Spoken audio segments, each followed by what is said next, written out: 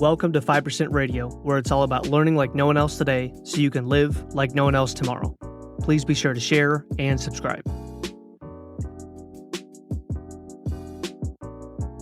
What is up, 5%ers, and welcome back to the 5% Radio podcast. It is officially 2024, and I'm super excited about the episodes that I published last year. I'm super excited about what is coming, and I'm really more excited about where this year is going to take so many of us that listen to this content, that apply the things that are in this show, and just altogether, people that haven't even found this show yet, but they're out there right now chasing their goals. They set some New Year's resolutions that they actually intend to follow up on, not one that's crazy like I'm going to go to the gym, going to the gym 7 days a week, and I'm going to sleep 4 hours a night, and I'm going to work 16 hours a day. Like, there's some silly resolutions set every year, but I hope that you did set some real goals that you really put some time into, that you thought about. I hope you maybe took what my friend Josh Coffey calls a clarity day. In other words, he sits down and he really thinks about, is my life going where I want it to go? What do I want this year? What's it going to take? He really gets extremely clear, thus the name Clarity Day, on exactly what he wants.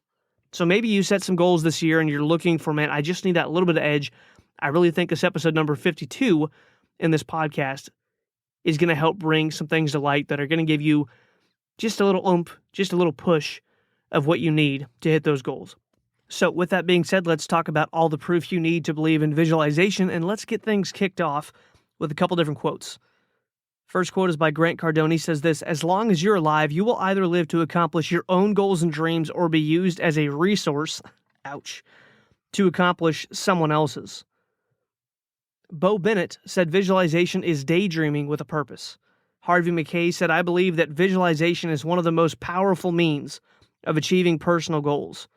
Jerry Gillis said, make sure you visualize what you really want, not what someone else wants for you. And lastly, two quotes by Dr. Maxwell Matlz, and we will dive into the episode. Your nervous system cannot tell the difference between a real experience and one that is, keyword here, vividly imagined. Second quote by Maxwell Matlz says this: for imagination sets the goal picture, which our automatic mechanism, something he talks about in this book, works on. We act or fail to act not because of will, as is so commonly believed, but because of the imagination. Now, one of the reasons that I want to bring this up is because I set some pretty audacious goals. Actually, last year, for this year, I had already had them set, before Christmas, well before mid-December. I've been putting a lot of time into thinking about this and just really trying to get clear on exactly what I want.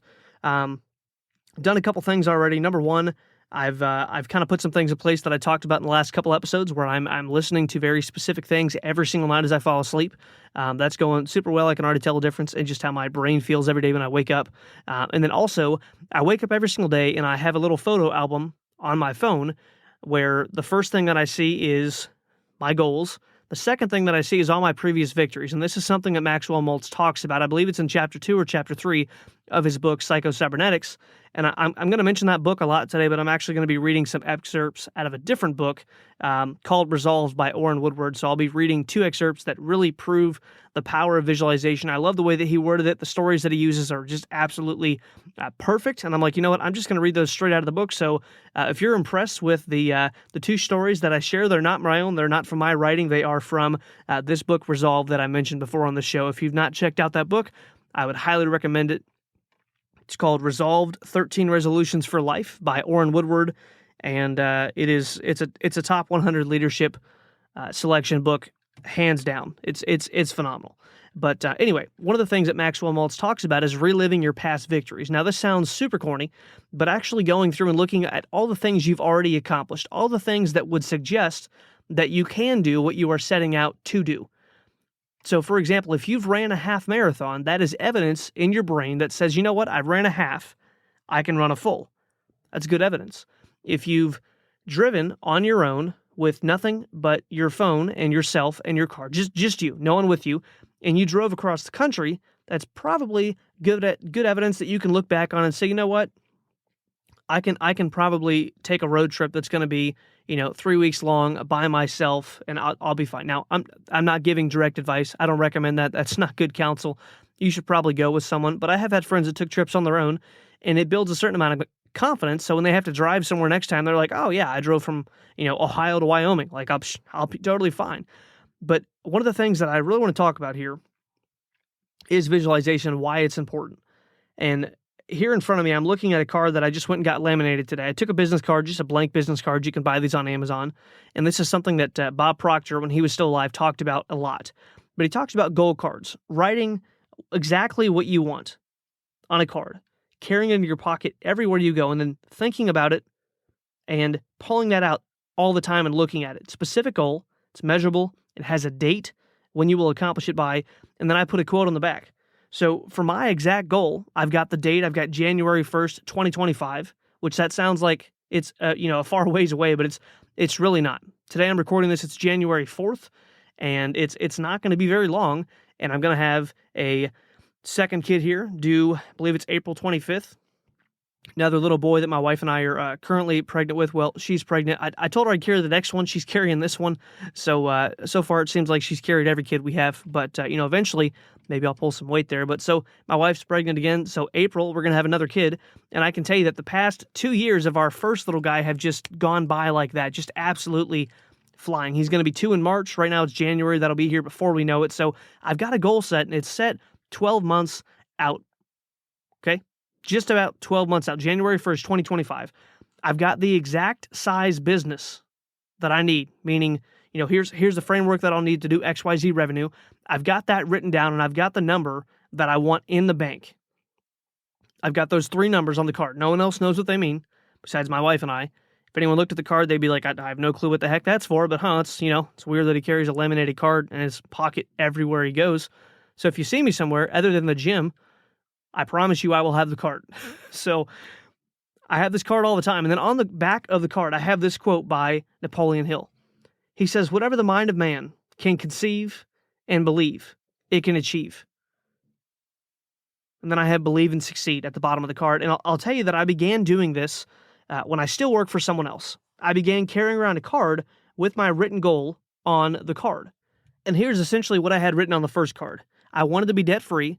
I wanted to have a certain amount of money in the bank, a full year's living expenses. That way we could have a full year, horrible year, and everything would still be covered.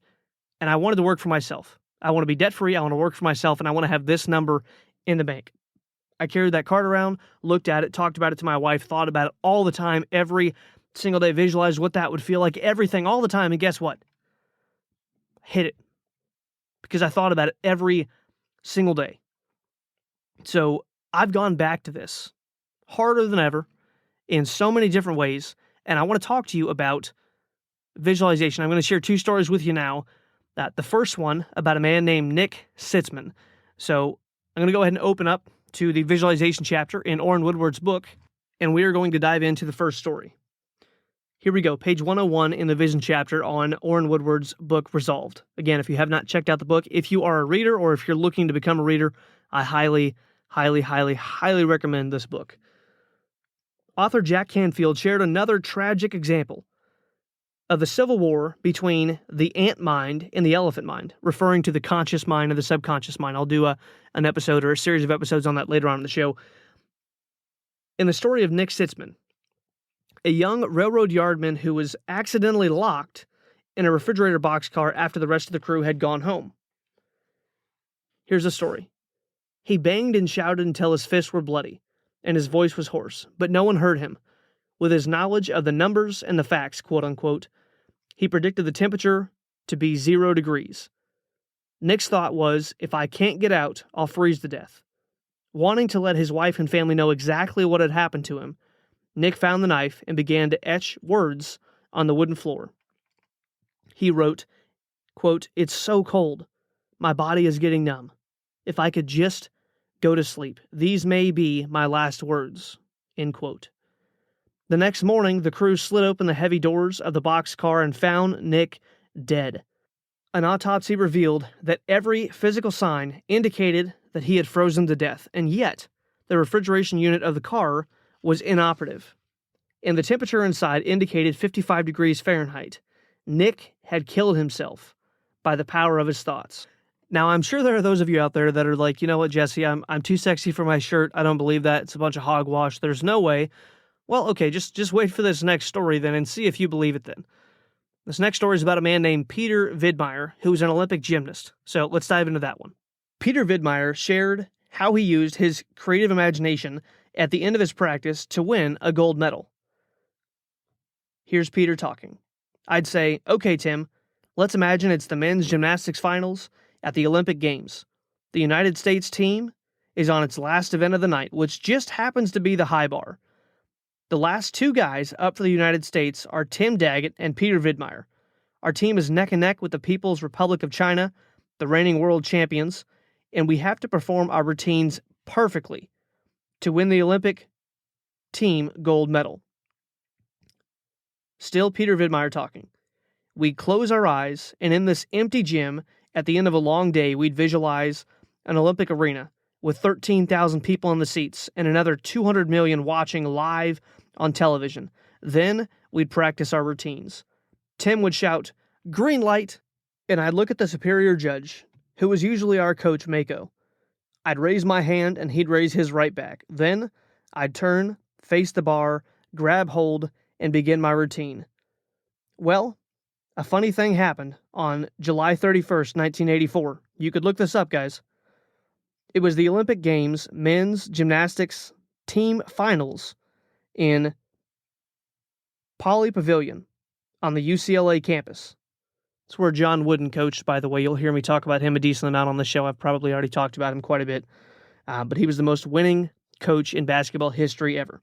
So anyway, it's at Pauley Pavilion on the UCLA campus. The 13,000 seats were filled, and a television audience in excess of 200 million around the world tuned in. The United States team was on its last event of the night, the high bar. The last two guys up for the United States just happened to be Tim Daggett and Peter Vidmeyer. And just as we'd visualized, our team was neck and neck with the People's Republic of China. We had to perform our high bar routines perfectly to win the gold. I looked at Coach Mako, my coach for the last 12 years. As focused as ever, he simply said, "Okay, Peter, let's go. You know what to do. You've done it 1,000 times, just like every day back in the gym. Let's just do it one more time, and let's go home. You're prepared." He was right. I had planned for this moment and visualized it hundreds of times. I was prepared to perform my routine, rather than seeing myself actually standing in the Olympic arena with 13,000 people in the stands and 200 million watching on television. In my mind, I pictured myself back in the UCLA gym at the end of the day with two people left in the gym when the announcer said, "From the United States of America, Peter Vidmeyer." I imagine it was my buddy Tim Daggett saying it. When the green light came on indicating it was time for the routine, I imagine that it wasn't really a green light, but that it was Tim shouting, "Green light." And when I raised my hand toward the superior judge from East Germany, in my mind I was signaling my coach, just like I had signaled him every day at the end of hundreds of workouts. In the gym, I always visualized I was at the Olympic finals. At the Olympic finals, I visualized I was back in the gym. I turned, faced the bar, jumped up, and grabbed on. I began the same routine I had visualized and practiced day after day in the gym. I was in memory mode, going yet again where I had already gone hundreds of times. I quickly made it past the risky double release move that had harpooned my chances at the World Championships. I moved smoothly through the rest of my routine and landed a solid dismount where I anxiously waited for my score from the judges. With a deep voice, the announcement came through the speaker. The score for Peter Vidmeyer is 9.95. A perfect score, by the way, guys, is 10. Back to the reading. "Yes," I shouted, "I did it." The crowd cheered loudly as my teammates and I celebrated our victory. 30 minutes later, we were standing on the Olympic medal platform with 13,000 people in the stands and over 200 million people watching on television while the gold medals were officially draped around our necks. Tim, me, and our teammates stood proudly wearing our gold medals as the national anthem played and the American flag was raised to the top of the arena. It was a moment we had visualized and practiced hundreds of times in the gym, only this time it was for real. There you go, guys. Two phenomenal stories that absolutely prove this stuff works.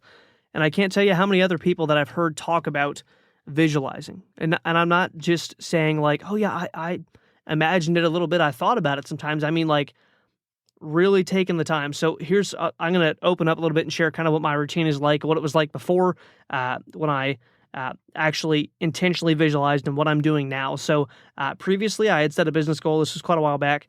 And just so all the listeners know, I've pretty much always had side hustles or a business, outside of jobs. I'd like, even back to, even back to me being 17 or 18, like I was doing stuff outside of work because I just was never really, I couldn't have like put my finger on what it was, but I wasn't satisfied with working for someone else then. I always wanted to make my own money, some way outside of that, as soon as I pretty much got to, high school age. But anyway, so the first thing that I ever visualized was a business goal, and I had one song that I would play basically just like the first 30 seconds of, and I would hold my phone and I would play that over and over and over and over and over again.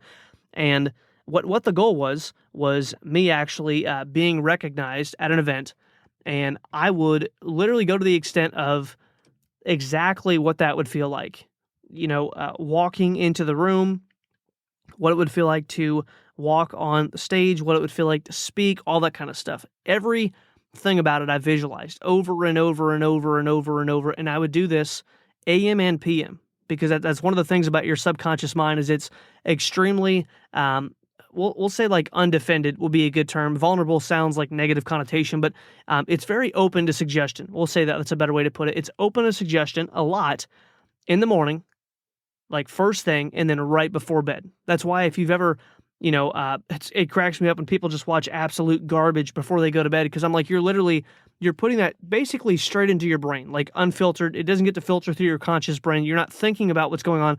It's just going straight in. So a great example of this would be I've had dreams several times about things that I read that night. Like, had a dream that I met the author, or I woke up like talking in my sleep, explaining the book to my wife, just goofy stories, all kinds of stuff that's happened. But there's something very powerful about focusing your mind on what it is that you want first thing in the morning and right before you go to bed. So in that time period, I would talk about the goal to myself.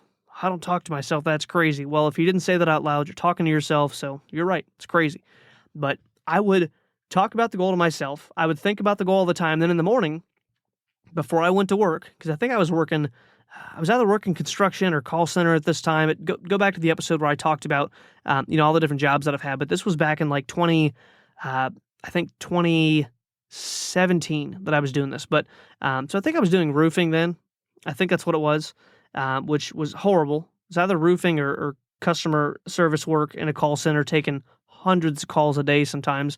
But I would wake up and I would play this song the first 30 seconds, and that song would begin to, kind of like when people get their, you see these athletes getting their pregame song and they're getting excited. They play the same songs all the time. And I did this for years. I would play the exact same playlist on the way to the gym, and then during my warm-up, I'd play the exact same playlist. Did this for years because it would get me in the zone instantly, because my body knew like, okay, like now is time.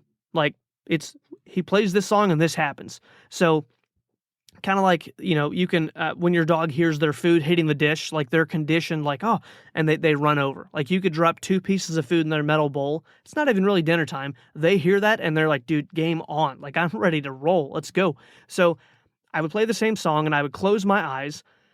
And sometimes I would actually go in the basement at night when it was completely dark, and I would shut all the lights off, make sure I wasn't going to trip over anything. And I would actually walk through exactly what it would be like to walk up to the stage, the stairs to get on the stage, crossing the stage, speaking, and then all that stuff. I would visualize everything, all the way down to what my shoes felt like on, I don't know if you've ever walked on a stage and you can feel like it's kind of hollow underneath, like it's not as stable as like there's a difference between walking on, the earth, walking on concrete, walking on a first story home with a basement underneath, walking on the second story. Like there's a difference in this. There's a difference between how it feels to walk on carpet with shoes or socks or a tile, all this different stuff. So I would visualize, man, what does it feel like on my feet to walk through? I'd visualize, dress socks. They come up to, let's say, mid calf. I'm 5'3", so they come up to like entire calf for me, So I'd visualize everything from how my shoes felt to how my socks felt on my feet, to how the elastic band at the top of the socks felt on my calf, to how my pants felt when I walked, to everything about it. How the dress shirt felt, how the If I was wearing a suit jacket, which for this particular goal going to this event, I would have been, I would visualize what the jacket would feel like when I move my arm. Like if I move my arm to wave at someone, exactly what that would feel like, what it would feel like to turn in a suit from going straight to going at a 90-degree angle. I visualized everything about this goal, and I hit the goal probably 5 times faster than I would have or even thought was possible. And I can remember hitting that goal and I'm like, wow, like I wasn't really sure if I could do that, but man, I pulled it off. And I hit that goal as a brand new person at what I was doing extremely fast. And it was because of visualization. I had a guy that came up to me at the back of the room at the event. And he's like, dude, how'd you do it? Because he had been trying to go for that goal for a while. He's like, how did you do it? And I told him flat out, like, I visualized. I visualized every night. So I am back to that, to the extent where I wake up every day. I look at my goals. I look at my previous wins. And then I go through, what do I want my business to like the screenshots that kind of give me the overall like health of my business and what I do. I look at those. So that might be for you, that might be customers, it might be top line revenue, it might be a bunch of Stripe payments coming through, it might be a bunch of PayPal, like whatever that be. It might be a stupid full calendar of speaking engagements or sales meetings or, life insurance appointments, like whatever that is for you, visualize that. If you're a personal trainer and you're like, man, I'd love to have 10 clients a day, man, create a calendar with those people's names, whatever device you would look at, if it's a tablet, if it's your computer, if it's your phone, make that exact thing on your phone, screenshot it, and then edit it for the dates you want to have that by. Like, go ahead in your calendar a year and fill everything in so it looks like it's January of 2025, exactly what it would look like, the exact colors, the exact names, everything you want. So I did this. I went into you can do a paid or a free version, but it's called Canva. It's a basic, photo editing, maybe some video editing. Not if you're a video editor and you just heard me say to use Canva for video editing, you're like, you know what? He's probably not very good at video editing. And you would be correct. That's not one of my strengths. I can do it, but it's not something I do for a living. You're probably using something completely different if you're really doing video editing heavily. But anyway, go into a software that you can just edit some photos and edit the exact, like what that's going to look like. So I went in and did that. So I wake up. I immediately practice gratitude. I get in a thankful spirit. I get in an appreciative, man, I'm so grateful for this and this and this and this and this. And then I begin to think about what it would be like to hit my goals. Then I read through my goals and picture what it's going to be like. Not just reading through them to put a check in the box. I read through them and picture what's it going to be like as if it's present tense, as if it's today. I read through my previous wins and I feel those emotions again of what it felt like to accomplish those things, what it felt like to get my black belt, what it felt like to be number one in the office when I was selling Cutco years ago. They don't have to be big things. What it felt like to finish, I think it was number 1,068 out of 278,000 men in the CrossFit Open in 2015. That's really not, all things considered, that's not that important. I would never go to someone and be like, hey, I know we don't know each other, but you'll never believe what I did back in 2015. Like you'll never believe this, but I'm not going to ever do that. But it reminds me like, hey, you've done other things. You set goals for that. You accomplished it. Set goals for this. You can do this too. So I look through those. Then I look through photos that I've edited. And then one of my personal favorite things, I look at my bank account snapshot exactly as it looks when I log into my accounts every day to look at things. I look at all my different accounts and I look at the different balances and I look at the nickname on the account exactly like it is in my phone right now, but I edited the date. So instead of saying January such and such of this year, it says January this of 2025.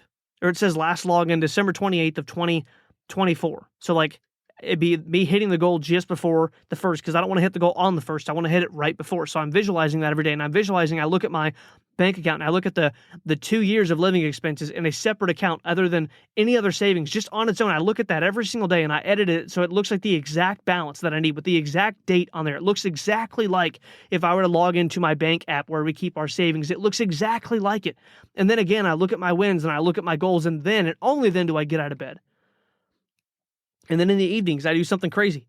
Guess what? I listen to that exact same song that puts me in state, that arouses all those emotions. And I begin to think about, and I visualize in a room that's completely dark so I can have my eyes open, so you can tell that I can describe this with vivid detail because I know exactly what it's like. I can feel it every single time I do it. I get this song on and I begin to visualize what it's going to be like to hit this next goal, what it's going to be like, where I'm going to stand, what I'm going to wear. I literally went as far as last night. I'm like, you know what? I know for sure that I'm going to be offered to speak in front of anywhere from 5 to, let's say, 15,000 people, roughly. Might be a little less, might be a little more. Let's say it was 2 to 10,000. Okay, whatever. I know that I'm going to be offered to speak for about 10 minutes. And I visualize looking at the clock. I visualize taking the microphone. I visualize everything about the situation as if it's happening right now. And I think about what that's going to mean. And when I'm on stage at that moment, when I'm speaking, when I'm talking about why I did what I did, when I talked about the work, the effort, the struggle that it took, when I talked about the things that I went through, that we went through as a couple to get to this place, I visualize so powerfully the sights, the sounds, seeing people at the edge of the stage that were there in the fight with me. I visualize the feelings that I'm going to have. I visualize everything about it, the smell of the arena. What are you talking about? If you've ever been to a large, let's say, leadership training or sales conference or any of that kind of, corporate, like business, whatever, there's a certain, there's an arena smell. It's not a bad thing. It's just, it's everywhere has its own smell. If I walked into your house right now, it smells different than my house. And if it doesn't, then we probably use all the same air fresheners, same detergents, all that kind of stuff. But I visualize everything about it. And I went as far as I'm like, you know what? I was just talking about this, but if I'm going to have a microphone, I don't have a microphone at the house because I have no need for one other than what I do for this podcast. But that obviously holding a microphone is not holding a microphone because I want to picture exactly what it feels like. I don't want anything to have to be more manufactured than it already is because it's visualization. So I literally went online and I'm like, okay, what's the cheapest battery operated Bluetooth microphone that I could find? I found one for $20. I'm not going to ever use the thing. And I looked at it and I'm like, okay, perfect. It runs on 2 AA batteries. That'll give me the exact weight that I'm looking for the microphones that are used at these type of events. I'm like, perfect. I bought the thing. I'm never going to use the sucker. I bought it strictly so I know exactly what it feels like in every single way. I did this last night, and I'm going to tell you, I get emotional about my goals. If your goals, if your dreams, if your why doesn't make you cry, then it's probably not your why. And I did this, and I was so just enthralled. I was so just jacked by it. My emotions were on such a high, and then I immediately went and laid down and started feeding my mind positive information, looked at my goals one more time, and went to sleep. But I will do this every single day, and I'll track it. I'll track every single day that I visualize because my goal is to not miss a single day. And if it really begins to take off, then I'll do it even more. And I might start doing it AM and PM right now because it is worth so much. And you want to talk about getting woke up, being just lit up. Wake up and visualize first thing. Walking around, going through exactly what it's going to look like, standing, doing whatever. And if you want to go this far, I've heard people even talk about this. They'll actually put the clothing on when they're going to hit the goal. If they're in the Olympics, some of them, I've heard people talk about literally putting on the clothing that they would be wearing to hit that accomplishment. Does that sound nuts? Well, ask the guy that froze to death, Nick Sitzman, and ask Peter Vidmeyer. 13,000 people in the audience, seats packed, 200 million plus people on TV, People's Republic of China, him and Tim Daggett. Ask those guys. If it sounds crazy, if it sounds abnormal, if everyone's not doing it, then you probably should be. I'll talk to you guys in the next episode.